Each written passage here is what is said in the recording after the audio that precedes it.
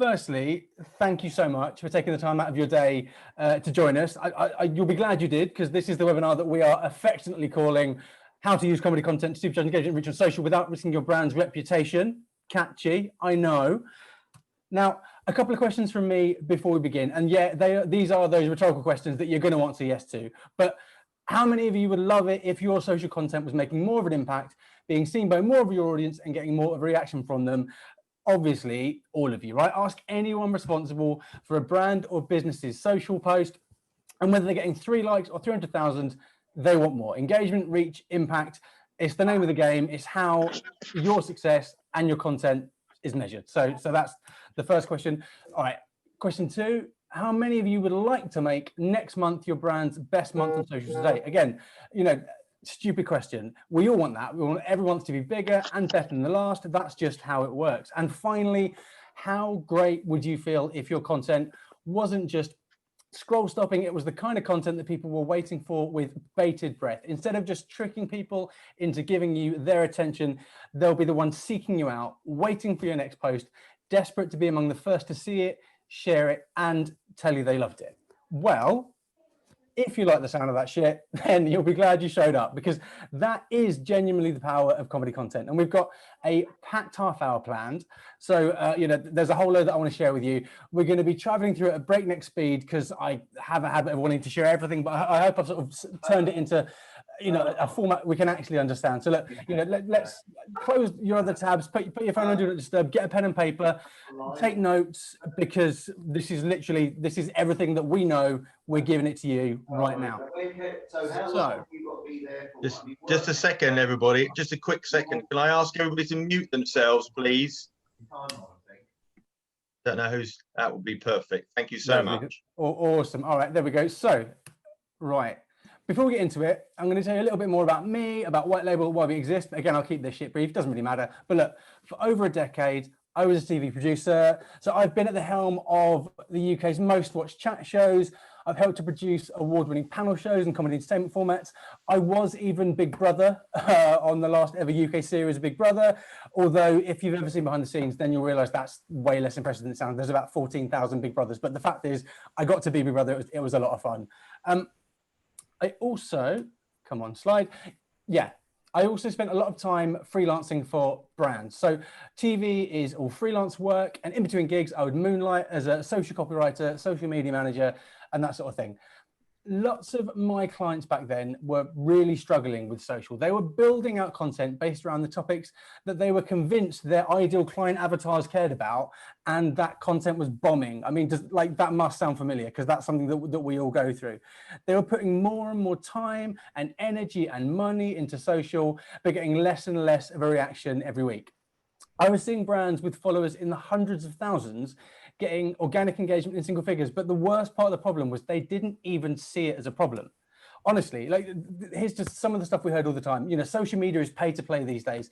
People just don't want to engage with brands on social. We'll just boost the posts. It's cool. I could have just kept my mouth shut. I could have just done my job. I could have just taken their content calendar, stuck to their house style, churned out more of the same.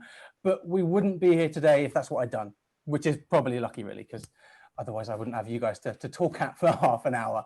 Look, when you're making a TV show, it's like, if it's one with a half decent budget, then you write the serious part of the script yourself and you hand it over to a team of comedy writers who offer up jokes, and they help punch it up. Jokes make the TV world go round. Now, sometimes they're the main event, like a talk show host's opening monologue. There you can see them, they're in plain sight. More often, though, they are hard at work behind the scenes. They're adding colour to a voiceover script, taking dull facts, helping bring them to life. So I had an idea.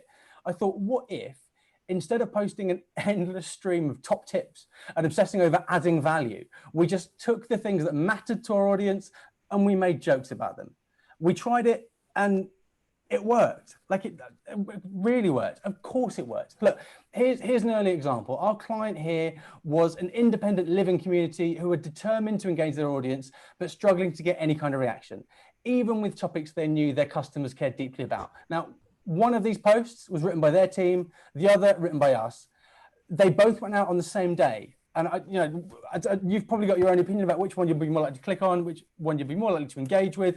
Well, The one on the right was ours, and it definitely performed a little bit better. Same brand, same audience, same topic, same day. 122 times as many likes, plus, you know, shares and comments that you can't even do the maths on because you can't compare anything to zero.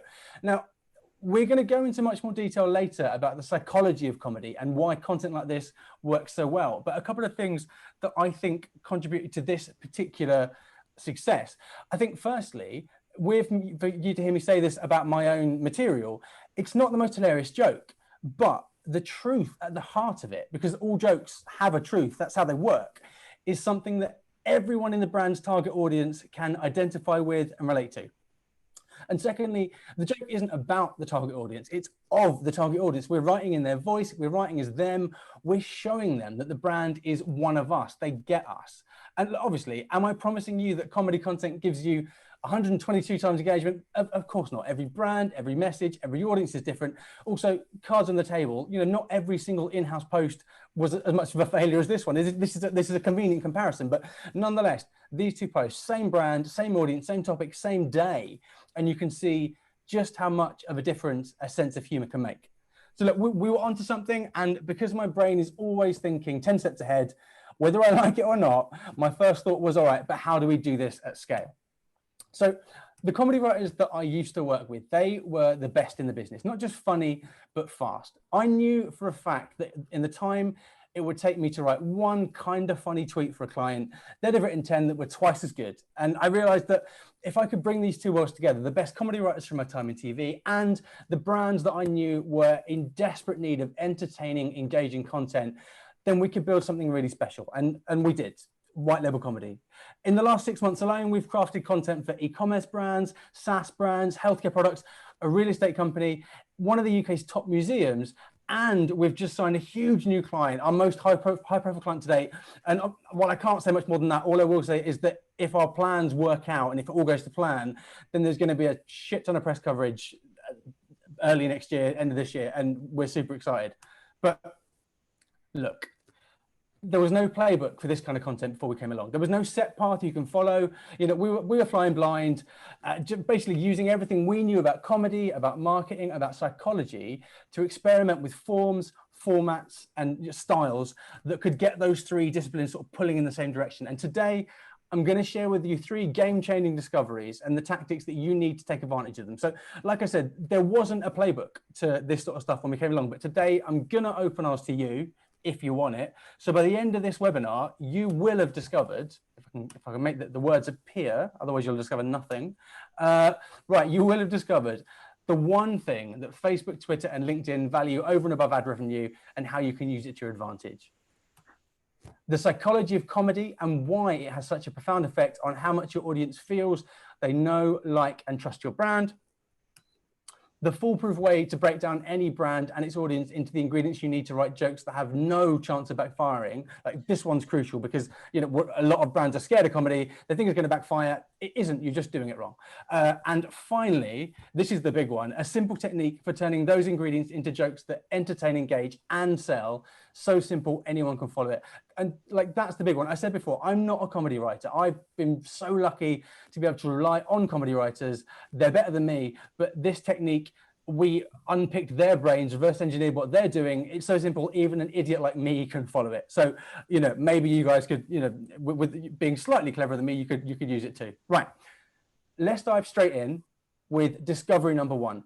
The one thing Facebook, Twitter, and LinkedIn value over and above ad revenue and how you can use it to your advantage. Now, most of you will know this already. I think I'm talking to, you know, a slightly more advanced audience than normal, but these are really important foundations. And we need to know what the platforms are looking for from us so we can give it to them.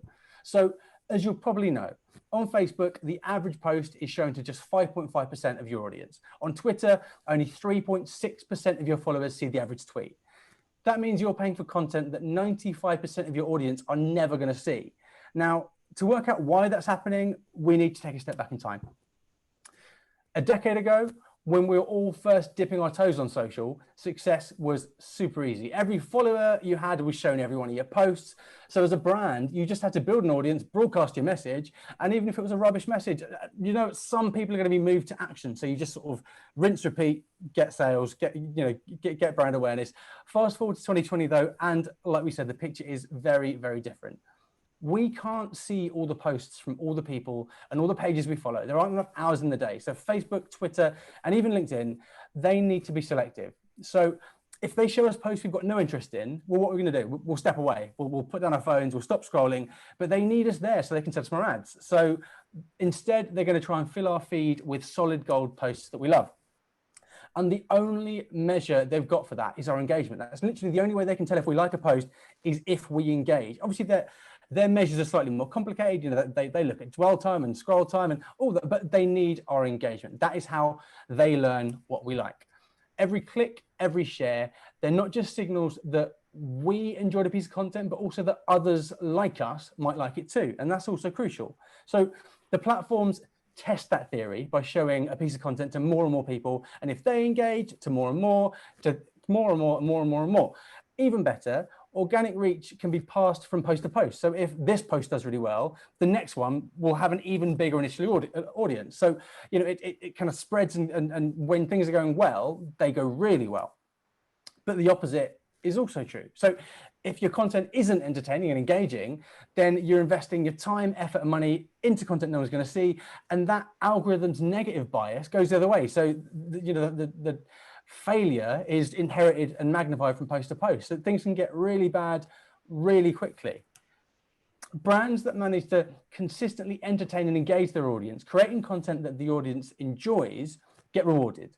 More engagement means more organic reach. Brands that do exceptionally well can find their best posts with organic reach well above 100%, as the algorithms show it to people who weren't even following them to begin with, because the data tells them that those people are going to love it too. That's how much Facebook, Twitter, LinkedIn want to keep us on the platforms. If they think that you're going to like something, they'll show it to you, whether you're a follower or not.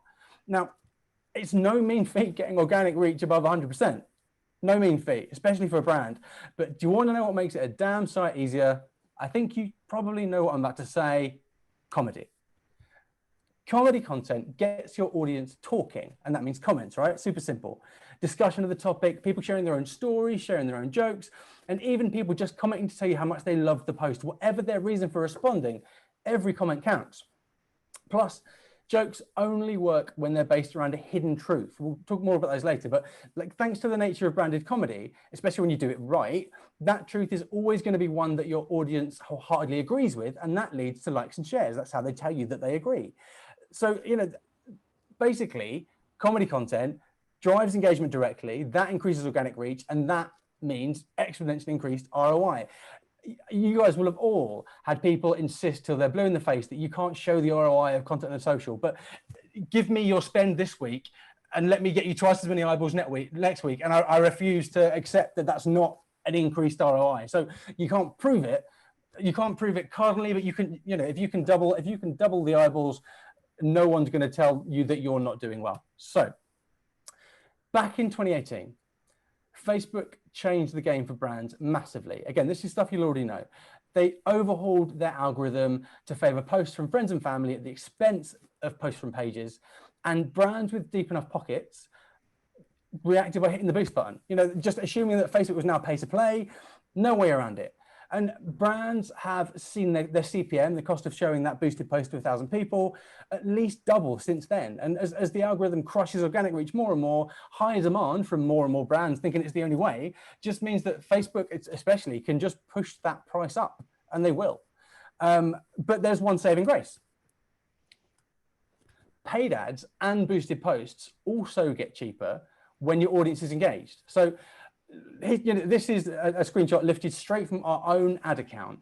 The CPM on content that our audience gave a shit about, £6.30. The stuff they hated, £22.87. And it's the same algorithms, the same ecosystem, whether you're boosting posts or running paid ads. So that filters through. So what's the one thing Facebook, Twitter, and LinkedIn value over and above ad revenue? If you didn't know, user experience, content that your audience actively enjoys engaging with. It's as simple as that. So instead of spending money forcing your audience to look at content they've got no interest in, instead you could invest that same money, more importantly, that time and the energy, into content they'll go crazy for. And remember, good content doesn't need to replace your boosted post strategy. It complements it, because the content your audience wants to consume also costs way less to force them to see than the content they don't. So that's important to think about. Right, now stuff gets interesting. You may have known some of that. You will know less of this, I would hazard a guess. So look, we know that comedy drives engagement on social, and we know this engagement increases your organic reach. And that brings down the price of any paid reach, but that's still pretty functional. You give them what they want, they react. That gives the platforms what they want, you get rewarded. But the benefits of using comedy on social actually go way deeper than that. And that's what we're going to explore now. So many brands forget the social in social media. Comedy doesn't just entertain and engage. When done right, it drives conversation too. We mentioned that earlier. But why is that? Why does comedy drive conversation? Well, to understand, we need to understand what a joke really is. And this is where it gets interesting. So a joke really is just two things, two different ideas or notions that shouldn't fit together, but they've been made to fit together with the help of a perfectly placed twist or a surprise. That is literally it. Pick up on any joke that makes you laugh, and that's what you're going to find. So we travel from thing A to thing B via a surprise or twist that makes them fit together. And the reason we can make them fit together is that surprise twist is based around a hidden truth. So if the joke you've crafted is a good fit for the audience you're trying to reach, then not only will they laugh, they will respond, because the truth you've shone a light on is one that matters genuinely dearly to them. Now, let's step this through with a few jokes that we wrote back when face masks are about to become compulsory here in the UK. These are part of what we call our If Brands Told Jokes series. Basically, we play around with the brands that are probably never going to hire us to try and impress the ones that might, because it's easy fodder. And I think one of the useful things about playing around with known brands is that you can use what everyone knows about them as kind of half the joke. Anyway, for British Airways, face masks have really been taken off lately. Lucky gits. Now, the two things, right? Thing one, face masks are now compulsory. Thing two, BA's planes are empty, flights have been cancelled, they're going nowhere. But there's a few other hidden truths that make this work as a joke. One, you'll be able to get, is our understanding of the dual meaning of taking off, which is, popularity of something, also that thing that planes do. But also the fact that it's not just BA who at that point were wishing they were jetting off into the sunset. It was all of us. We were desperate to get out. So, we don't just find the wordplay and the joke funny. We agree with the statement it's making too. And if BA were posting stuff like this, it would drive that reaction. People would, not just laugh, but respond and get involved. Right, here's another example from the same set. This is one we wrote on spec for game. Mask up, Pokemon trainers. Turns out you don't want to catch them all. This one's less of a joke, more of a slogan, but either way, you can see the two things. Thing one, masks are there to stop people catching coronavirus. Thing two, Pokemon slogan, got to catch them all. All we did was smash the two together, and there you have, a witty line that would have worked for game. Now, hidden truths here. You've got the idea that something's good to catch and some are bad to catch. That's quite a, simple, relatable truth. And also the narrative in the UK at the time, which is that, we had the kind of altruistic majority fine with masks, the selfish minority not fine with masks and still refusing to do so. And, this is a time when shops had just been handed a legal responsibility to make sure their customers were wearing masks. So posts like this aren't just fun, but they arm the people who agree with that with something they can share to make their voice heard. And that, empowering your audience to make statements that conveniently include your brand message is powerful stuff. One last example, I won't even talk you through this one, but, Sports Direct, two things here. Those giant mugs that everyone knows about, the fact they have to stop wearing mugs, don't be a giant mug, wear a mask. Super simple, right? That's it. And if you can't spot the hidden truths, then you are a mug. That is how jokes work and why they drive conversation. The second reason I love that comedy works so well for brands is that a good sense of humor categorically proves that you're one of us. And there's a couple of reasons for that. Now, you already know that good marketing builds a human connection with an audience. Yeah, it shows them that their world is your world. It demonstrates all of this together. That's stuff we've all been doing for years. That's good marketing in general. Now, let's think back to those hidden truths. It would be literally impossible to write jokes that resonate with an audience unless you understood them, what drives them and what makes them tick. If you'd written a joke that didn't understand, it wasn't based on understanding them, you're not going to get any kind of reaction at all. So just by making them laugh, you are proving that you're one of us, and you get them. These two here, two more of our If Brands Told Jokes pieces. These ones are great for Starbucks when I think this is the week that non-essential shops are allowed to reopen, and high streets getting busy again. These aren't just jokes; they are proof that you understand our world and what we're going through. And it's content like this that makes us welcome a brand into our lives and our social feeds. All right, another massive reason that comedy content works so well for brands on social is that it's a great way for you to stay front of mind, so you can sell without selling. Like, hopefully no one here is posting content that is just coupons, vouchers, and deals. You may be, we should chat, but like, people don't want to buy from those kind of brands. They want to buy from brands with personality. They want to buy from, brands they feel an affinity to, a connection with, and comedy content that's tailored to your audience builds that connection and keeps your brand front of mind, so that when the time comes for them to enter the consideration phase, they've been thinking about you so much that they've already sold themselves on you and your offer. Now, these 3 posts here are from our first batch of content for a company called Bright Interactive. They're a SaaS company. They make, they're behind a piece of software called Asset Bank, which is a digital asset management platform. Incidentally, this is my favorite case study for small B2B businesses, because I can finally bat away the question of, but it wouldn't work for B2B, would it? Just by showing them the stuff we did for Bright. Important things to bear in mind. If you're scrolling through your feed and you saw a post from Bright that was nakedly trying to persuade you to sign up for Asset Bank, your guard would go up. You'll know you're being sold to, and that's not what you came here for, especially not on social. So there's no need to even read it, let alone engage. But the majority of their ideal customers, they are immersed in file formats, in classification systems all day long, boring stuff, they know it. So when they see jokes that play on that, on their world, a world that's so rarely represented with any kind of wit or warmth or even humanity, they're drawn in. Now, some of them will just passively absorb it, others will engage, but in both cases, when they find themselves in need of a bit of software like Asset Bank, it's going to be the name that comes to mind. That's who they'll think of. They already know you, they like you, and they'll have started to trust you too. And remember, like, for a B2B company with a high ticket product like this, a post doesn't need to go viral to have an impact on the bottom line. A single new client for them has such a huge lifetime value. Truth be told, the content that they're putting out right now from us, it's doing better than we're still getting 8 or 9 times what they were getting before, but we're still only in double-digit likes here and there. It's that, and that's a success for us. It doesn't matter, because their clients are looking at their timeline and going, "Oh, I love what you're about." It's the warmth they're getting from their clients that is gonna is gonna help in the long term there. So that's number 3. And finally, I promise we'll move on in a sec. This is my favorite reason that comedy works so well on social. Jokes turn your followers into influencers. Now, this is something that Gordon will know all about. The things others say about us have much more of an impact than the things we say about ourselves. And lots of brands think that the only way to get those others talking about us is to pay influencers to kickstart the process. But comedy content offers another way. So when we, as a brand, when we share a joke, we're telling a story about ourselves. It's a selfish story.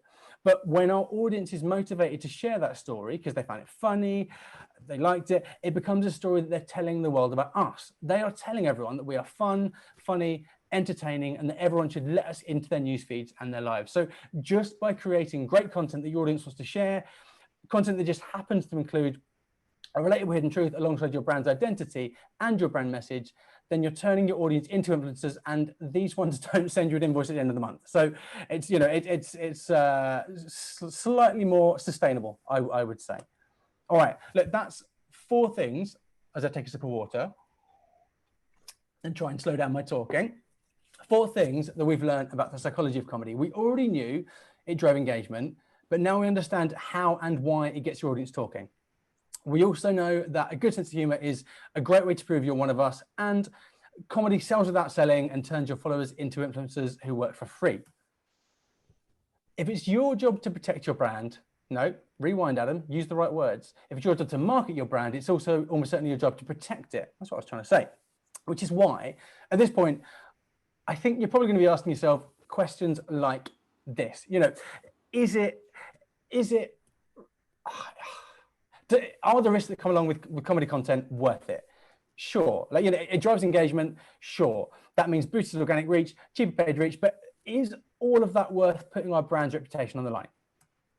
Well, that's why now I'm going to share with you our method. It's the method we use internally for breaking down any brand and its audience into the ingredients that you need to write jokes that can't backfire, won't backfire. Literally, you know, jokes that go wrong are jokes that brands shouldn't have made. After this.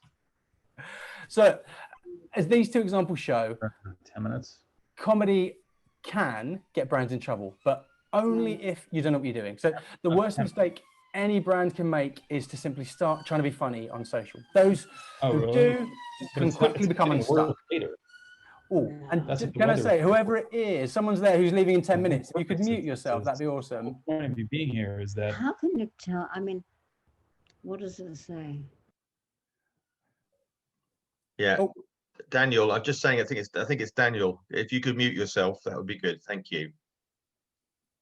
But either way, thanks for giving us another 10 minutes, Dan. I hope we get enough value for you in there. Right, I'll rattle through. Where was I? Yeah, right. Don't just try and be funny. You'll come unstuck, basically.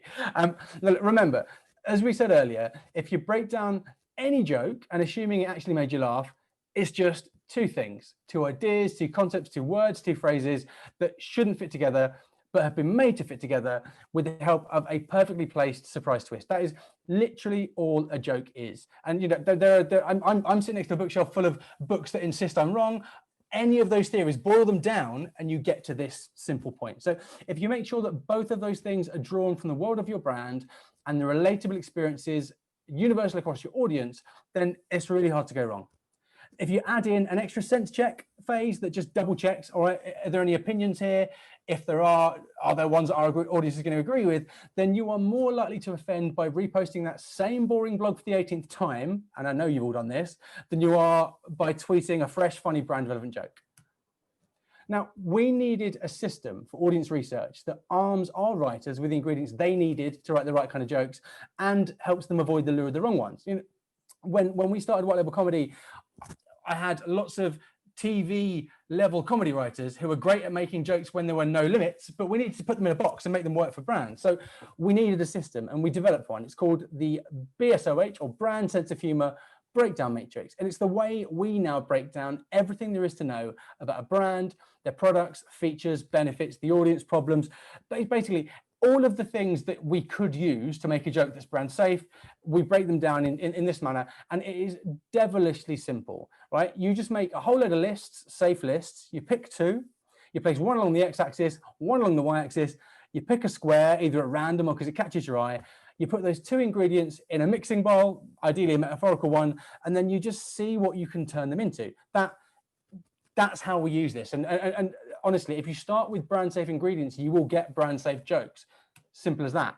Now let's look at this one a little more closely. Here, this is one that we did for Asset Bank, or Bright, who own Asset Bank. So here we combined the feature autocomplete with the benefit powerful stats and arrived at a joke. You know, I was about to say funny. It's a cute joke. I quite like it. That plays around with the social consequences of autocomplete basically being too powerful. And look, we're using features and benefits here, which you'll all be familiar with. Don't be thrown. You don't need to use a feature and a benefit. We're literally just we're throwing inspo into our pot, and we're assembling it in the form of a joke. So don't get hung up on them being features and benefits. Those can be any brand safe things, and you're grand. So look, if we revisit those two examples that you saw on the screen earlier, do you think that Snickers found the two ingredients for that joke in and around their brand or their audience? Of course not. They just tried to be funny. And look, I found that joke funny. It made me laugh. But the 3 million Brits who live in Wales and the others, countless others of Welsh heritage, I doubt they found it so funny. So when you're making jokes on behalf of a brand, you need to make sure that all the ingredients for those jokes are found in a safe, brand appropriate place. And you need to sense check any opinions expressed just to make sure that they're in line with what your audience actually believes. Because as we saw earlier, making jokes that people agree with isn't just so you don't get in trouble, it's so the joke has an impact. It's because if you're making a joke about something your audience disagrees with, it's not a joke for them, so tell it somewhere else. Right, that is the foolproof way to write jokes that aren't going to backfire. And we know why comedy is such a game changer on social, both functionally now in terms of giving the platforms what they want, and psychologically. it makes our audience know, like, and trust us. We know that. We also know, as I've just told you, how to break down our brand and our audience into the ingredients you need to make jokes that can do all of the above and not get you in trouble. But how the fuck, if you'll excuse my French, do you write the damn things? Well, it probably would be great for our bottom line if I did the old bait and switch right here and just said, well, you'll have to hire us to find out. But that's not what this is for. That's not what we're here for. I promised you that, we would unlock the entire puzzle for you today, and that's what we're going to do. So the final little bit of info that I'm going to share with you, the final secret that unlocks it all. It's time to learn how to write jokes that entertain, engage, and sell using a technique so simple that literally anyone can follow it. And when I say anyone, I mean even me. Like this has been a game changer for me, and hopefully it'll be useful for you. So for the third time today, let's just recap what a joke actually is, because understanding them is the first step towards writing your own. So as we said earlier, a joke is two different ideas or notions that shouldn't fit together, but they're made to fit together with the help of a perfectly placed surprise twist. Are you bored of me saying that yet? I think it's the last time. That's literally it. Pick apart any joke that makes you laugh, and that is what you'll find. We travel from one slide to the next too quickly. We travel from thing A to thing B via a surprise or a twist that makes them fit neatly together. So the comedy writers, the good ones, they use thousands of methods to write jokes like this. Some of them don't fit into an easy to follow formula, but you don't need thousands. You just, you can get away with just one. So that's one that I'm going to teach you today. So the surprise twist at the heart of a joke, that is the most important part. Right? Without it, there is no joke. And so the method we're going to step through now first helps you find that surprise twist, then it guides you out from the center so you can fill in the blanks on the other side and you can write the rest of the joke. It's super simple. Step one, make a list of words and phrases associated with you, your brand, your audience, and the problems you solve. So that, you can see we've done this here for a little known coffee chain that you may or may not have heard of before. Starbucks, they're a brand that we regularly play with for our RF Brands Told Joke series. So yeah, this is just random stuff about Starbucks. Step two, this is really important. Pick a topic that your audience will care about, and they need to care about it. Whether it's the news, whether it's their pains, this needs to be something that actually matters to them. Otherwise, you're not going to do anything more than make them laugh. So identify a topic that they care about. Identify a list of words and phrases, but then dig deeper and basically go one level deeper. Good jokes are rarely found on the surface. So while you can do that with your brand, when it comes to the topic, pick a topic. So the pandemic here, and then we went deeper. We first put this presentation together back when essential shops were the only ones allowed to stay open. So we chose essential shopping as our subtopic back then, and I'm going to step you through what we did with this stuff now.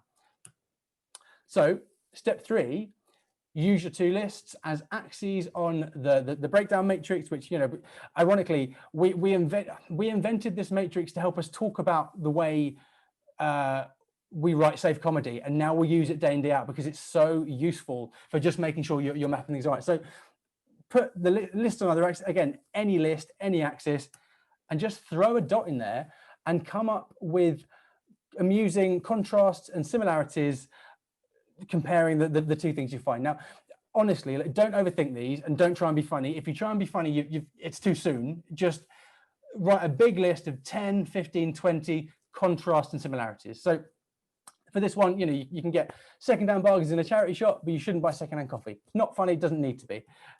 Race through. Coffee wakes you up in the morning, your shopping bill will keep you up at night. Simple. Baristas normally get your name wrong, but now they might actually get it right because they're too busy to do that. That feels like the start of a joke, and you'll just keep that in mind, because as you work through, basically, if you can open your brain and just start smashing together list A and list B in fun, creative ways that kind of have a ring to the ear, you'll begin to write jokelets. They're not jokes yet, they are jokelets. They have the potential to be a joke. They're getting there. Keep going through and do as many as you can. Don't try not to stop. Other shops get your name right, but only because they're harvesting your personal data. If other places wrote your name on all your purchases, you'd never lose anything again. So notice, some of these are contrasts, some of these are similarities.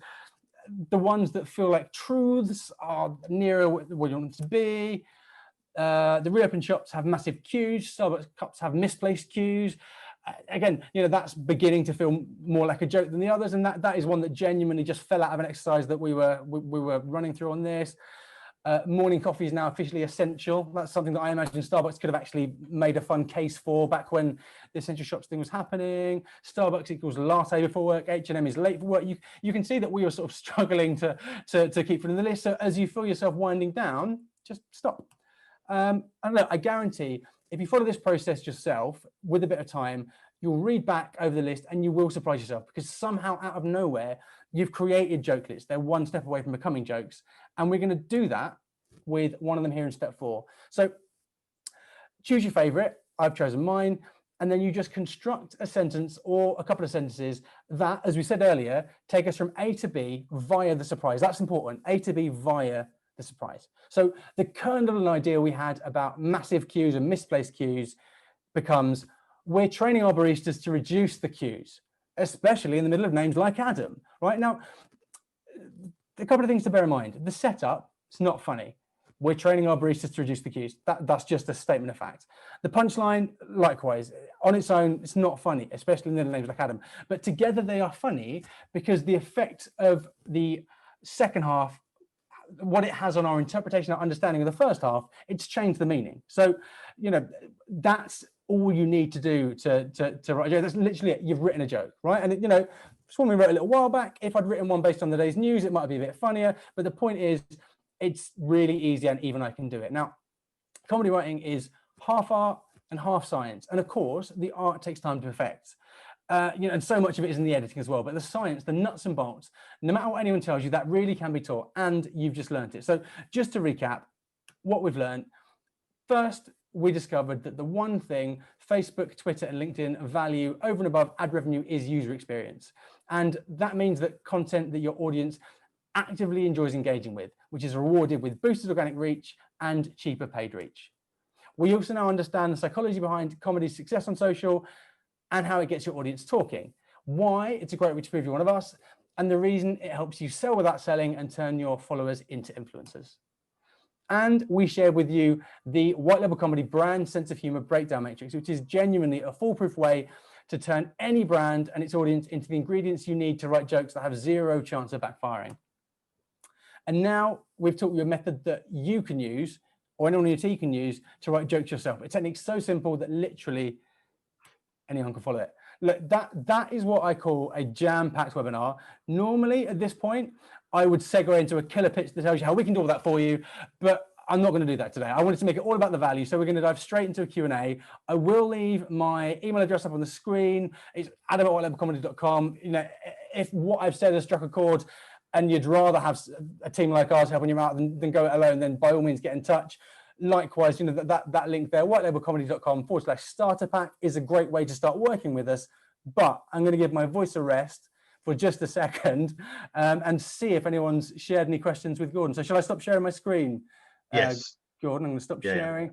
Oh, good. All right. Did you follow all that? That was a whistle-stop tour. That was a whistle-stop tour. Very, very good. Thank you very much.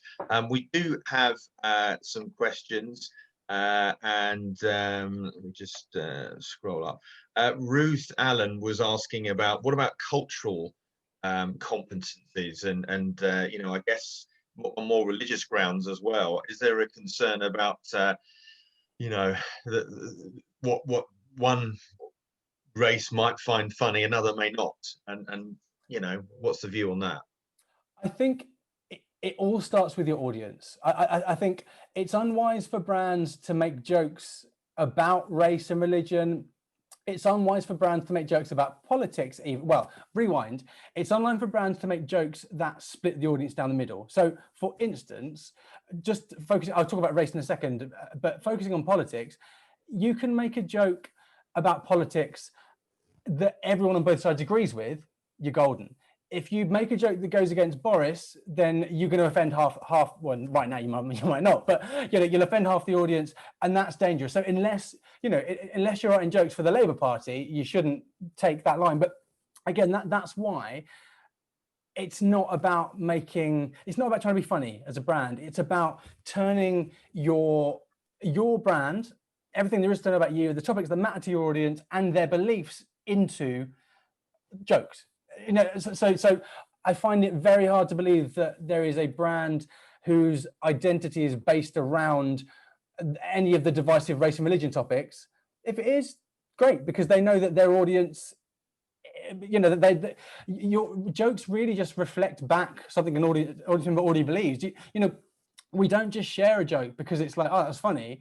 It's, you know, the biggest driver for sharing of jokes is I agree, or this, you know, that's so me. I get, yeah. So I think always caution, be cautious, sense check at the end, and yeah, just be sensible. And I'm guessing brands always don't want to. They want to stand out and be different, don't they? They don't always want to be samey and me and be, you know, same old, same old. That's the reason why they're engaging with content. Yeah, I mean, you say that. I think, yeah, every brand does want to be different, and then they go about everything the same way as everyone else. And I think a lot of brands like the idea of being funny, but are then too scared to actually put it into practice. I think, but in all honesty, I think it's, once a brand understands that all we are doing is taking their essence and making it funny, you're always going to be different, because it's comedy based around you. So yeah, but I think those that have the courage to embrace it quickly realize they didn't need any courage at all. Yeah. Ali has got a question. Did you want to share that with everybody? Yeah, so my voice is clear? We can hear you, yeah. Yeah, okay. So let's say you have a brand and you already build the trust and reputation. So you use this techniques that you already explained, and the things didn't go well, like went like totally in the wrong direction. So what is the like digital marketing agencies or brand building agencies use a backup plan as a backup plan in order to restore the trust and build their reputation again, and show to the public that we are serious, we are not so sarcastic, and we care about our followers, client, or whatever? I think thankfully we're yet to be in a situation like that. I think, you know, that's why it's all about doing the right homework in order to make the right jokes. I think, you know, there is always a risk that you will make the wrong call. I think that, you know, that's the same in my days as a TV producer. You know, you can make the wrong decision, you can get complaints, and all. I think whenever there's an issue, I think in any scenario, my approach has always been to just to sort of go, oh yeah, like that's on us. We did it. I think, you know, we kind of, there's some of our clients hire us, like, we're called white label comedy because you can white label our comedy. So some of our clients literally hire us below the radar. There's no public knowledge of what we do for them, and it's you know, it's all on them.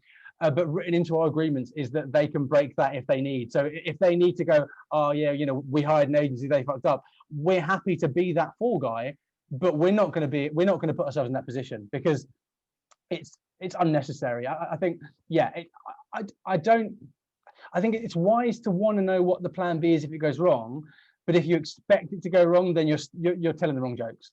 I was going to ask a question.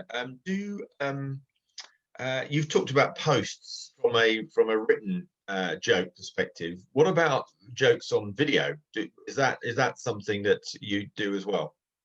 So we, at its core, like, our product is jokes, single jokes. Now, you know, whether they are written as tweets, whether they are wrapped up in a video, whether it's, you know, part of a 3-minute you know, brand identity piece, doesn't matter. Like, our core product is jokes.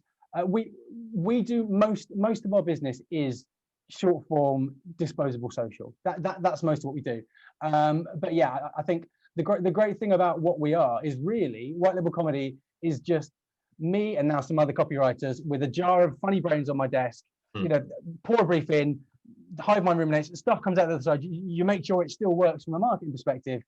So yeah, we do all sorts. The only reason I say that is because I was thinking it could be integrated into as part of you could be part of a wider creative team where comedy is part of it. Your jokes are there, but they actually want to use some more video content. And I just wondered if there was any way that would collaborate more.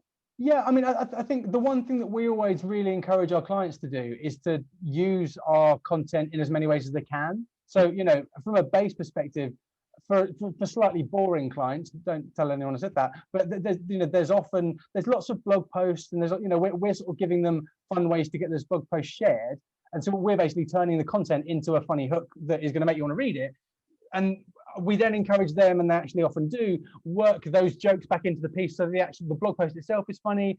And likewise, I think a lot of our we did a big sort of we helped a new client with a new lead magnet, which is basically lots of jokes that they can give away to their clients, because luckily it was relevant, and we're now using loads of those in their Facebook ads. So yeah, I think there's always a second life.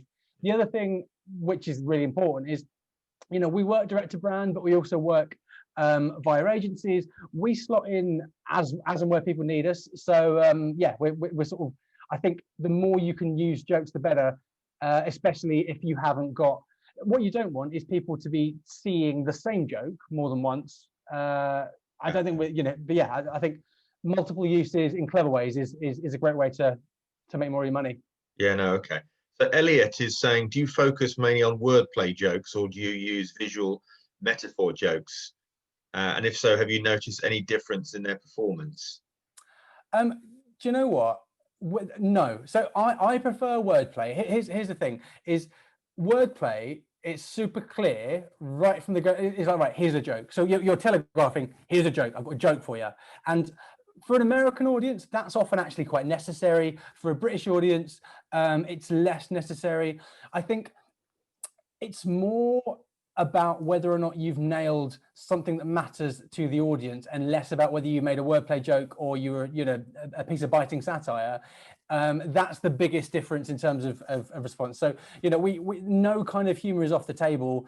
But I think, also wordplay is often slightly lower hanging fruit, which is good and bad. And I think, sometimes cleverer, more complex pieces can do well. But yes, I probably haven't answered that question, but basically, yeah.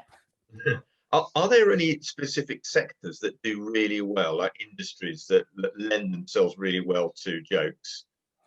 Well, that's a funny one, because I think on the face of it, you would assume that, consumer products, basically low value consumer shit is a great place for comedy, and it is a great place for comedy. But remember what we were talking about with like nailing your audience and saying things that they're already agreeing with and whatnot. The audience who might want to buy a chocolate bar, the list of things that they all agree on is very small, whereas an audience that might want to buy a piece of digital asset management software, the things they agree on, that is why, that they are very similar people. So it's easier to nail it with quite a niche audience, because you can rely on that. But I think all these things, they work best at scale. So at the end of the day, you give me a chocolate bar brand with 1.5 million in their audience, then that's you need that baseline to explode from. So I think there's no hard and fast answer to that. I think it's just every scenario is different. And have you noticed a greater level of interest because of, there's so much bad news at the moment, isn't there? Let's be honest. Everybody's sick to death of coronavirus stories, and the great thing about comedy is it helps lift people's feelings, emotions, and moods. I mean, I was just thinking, if brands were almost like, can we have a series of joke for the week, or joke for the day? Does that happen? Have you found interest in that specific area? You know what? I think the biggest shift in interest from us because of COVID wasn't because of brands trying to do the right thing or cheer us up. It's brands who couldn't spend the money elsewhere. Right. If brands that were used to reach, to put it more politically, brands that were used to reaching their audiences in with experiential marketing and in-store stuff, they weren't reaching their audience. And it's not just a funny way to spend your money, but people have realized they need to move online and go digital. I don't think the mood of the nation has affected brands and what they want. I think still for us, basically, if a brand has someone with a good sense of humor and an awareness of its need, enough of the top, enough of the seniority positions, they'll be interested in working with us. And that's the main thing, I think, is the right talent in the brand team, they're already trying to do that. They already know that bringing joy to your audience's day is the way to win them over. So yeah, I don't think it's changed that specifically, but it's certainly something we're here for. Daniel was just asking, does every brand have the right to use humor? They've certainly got the right to buy it. As to what they do with it, that's on them. Do you know what? Not every brand needs it. I think, I've had conversations before where people say, are there any sectors you wouldn't work for? And like, I think someone threw out the example of like, a funeral directors, and I was like, well, actually, do you know what? We could do loads of fun stuff with the funeral directors. To me, there aren't any sectors that we couldn't have a laugh with and do it in a brand safe way. But there are some things are some levers to get the sale, to make someone do what you need to do. Don't rely on comedy. Some brands will do better without comedy. It's an interesting question. Does every brand have the right to be funny? And I guess no brand has the right to try and be funny and fail. But the second a brand gets it, any of the brands that are routinely funny on Twitter, you don't begrudge them. You don't go, oh, why are they trying to be funny? You don't. It's really, every brand has a responsibility to be human. That's what we need right now. It's human marketing at humans, and comedy shows that. So I think some brands will need to dial it down. Not everyone needs to have a Ricky Gervais or a Tim Vine or Gary Delaney style comedian running their socials, but just the fact that comedy is this and that smashed together, even light touch humor is just a way to show that you actually understand what the fuck's going on. You're not just trying to sell biscuits or whatever. Exactly. So what's I've got to suppose end. I've asked everybody else for their favorite comedy post. So if you've got a few minutes left to share with me what you like from any particular brands, but I've got to ask you, Adam, what's been you've been in this a while. What's been your favorite? Do you know what comedy campaign? Two I'll share. I think the first that I loved was when Burger King, Burger King hired a bus, stuck an advert on the side, another whopper on the side of a bus or something, but another whopper, and parked in front of Parliament, took a picture. That picture of the bus went viral. I think I love that for a couple of reasons. One, because not everything that is for online has to begin online. You can do something in the real world, and that kind of filters through, and it makes it more of a thing. But two, I'm loving Burger King's ingenuity. Their recent campaign where it turns out they sponsored some lower league football team for 3 years just to get the shirts in FIFA, and then got everyone playing as Ronaldo. Like, clever stuff. I think it doesn't always need to be a joke to be a funny idea. But actually, my favorite, and like the one brand that I think if they came to me and said, do you want to work for us, I might even say you guys don't need us, is Innocent Smoothies. Because yes, absolutely. What they have down, which everyone else can really learn from, is they've nailed their audience. Like back when lockdown was like first happening and we were all disoriented, whatever, whichever one of those it is, they every day would just post, this is your daily reminder of what day it is. Today is Wednesday. And that post every day got, tens of thousands, hundreds of thousands of likes and retweets, because they nailed the audience, and they knew what their audience wanted, and they always have a way to make anything feel innocent. And again, two things smashed together. So the innocent Game of Thrones, whether you realize it or not, it's a joke. It's a joke. It might not be structured like a joke. It might not be set up and punchline, but it is. And those hidden truths, I just think Innocent are one of very few brands that actually understand exactly what people want from them on social. Because it's not smoothies. It's not smoothies at all.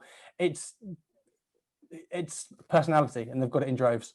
Yeah, I mean, is it expensive to hire a comedy team, for example? I mean, probably some people have got no idea what it might cost. Yeah, I mean, we began this whole process precisely because my own clients in the branded space knew they needed funny stuff, and also either didn't know where to find comedy writers or couldn't afford them, because comedy writers, they're not cheap when you hire them for a day to sit in a writer's room in central London. But what we decided to do was build a way. Basically, all of our writers work really flexibly. And we work remotely, and they couldn't afford a writer for a day, but we can afford writers for the odd hour here or there remotely, and then give them what they need at reduced rate. I think, I won't throw numbers about, but the good comedy writers are really expensive when they're not hired via white label comedy and when you go direct. But I think also, truth be told, a lot of sort of comedy on social isn't even written by comedy writers. It's written by plucky young upstarts that have maybe 1 in 10 jokes is actually a decent joke, and that's the one that goes viral, and that's what everyone sees, and the rest are just pissing into the wind. And I think the joy of an actual comedy writer is you can give them a brief and they'll give you 20 jokes that nail it. That's what a brand needs. I think for far too long, social has been, let's let the guy in the corner do it. And if the guy in the corner is funny, you're lucky. I used to be that guy, but you can't do it reliably, consistently. So that guy in the corner is going to get you the complaints that Ali's worried about having to having to apologize for. But proper comedy writers are. Anyway, I digress. But basically, really expensive. Hire us instead. Simple. Okay, that's lovely. I think we've come to the end of our hour. It's been a really pleasure to have you with us today, Adam.